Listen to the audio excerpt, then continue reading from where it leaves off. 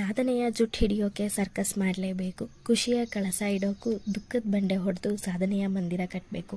ನಮಸ್ತೆ, ನಾನು ನಿಮ್ಮ ಪ್ರೀತಿಯ ಕಾವ್ಯ.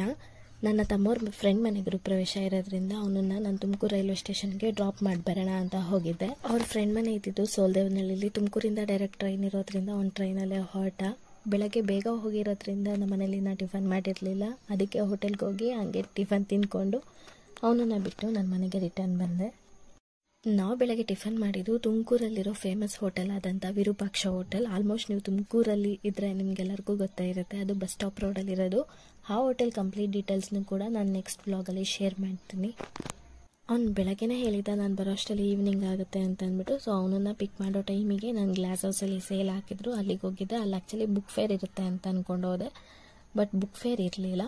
ಇನ್ನೇನು ಹಾಗೆ ಬರೋದು ಅಂತ ಅಂದ್ಬಿಟ್ಟು ಅಲ್ಲಿಂದ 2 ಥರ ಉಪ್ಪಿನಕಾಯಿನ ಶಾಪಿಂಗ್ ಮಾಡಿಕೊಂಡು ಮನೆಗೆ ಬಂದೆ.